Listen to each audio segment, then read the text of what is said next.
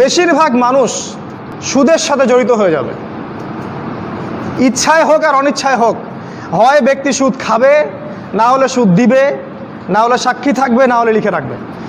আর আমাদের নবী মুহাম্মদ সাল্লাল্লাহু আলাইহি ওয়াসাল্লাম এই 4 শ্রেণীর মানুষকে সমানভাবে অভিশাপ দিয়েছেন। তিনি বলেছেন, আমি মুহাম্মদ সাল্লাল্লাহু আলাইহি ওয়াসাল্লাম আপনার নবী, তিনি বলেছেন যে আমি 4 শ্রেণীর মানুষকে অভিশাপ দিয়ে গেলাম।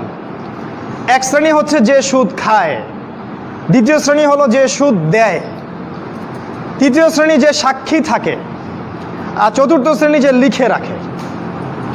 এই হাদিসের আলোকে পুরো ব্যাংকিং সিস্টেম সুদের আওতায় পড়ে যায়। এবং নবী সাল্লাল্লাহু আলাইহি ওয়াসাল্লাম বলেছেন, সুদের 70টা পাপের শাখা আছে, তার সর্বনিম্ন শাখা নিজের মাকে ধর্ষণ করা।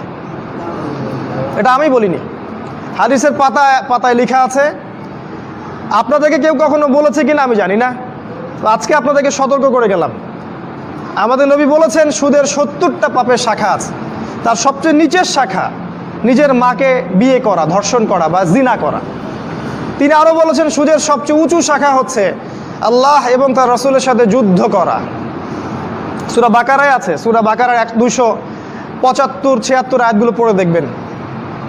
নবী সাল্লাল্লাহু আলাইহি ওয়াসাল্লাম আরও বলেছেন, যে ব্যক্তি 1 দিরহাম সুদ খাবে সে যেন 36টা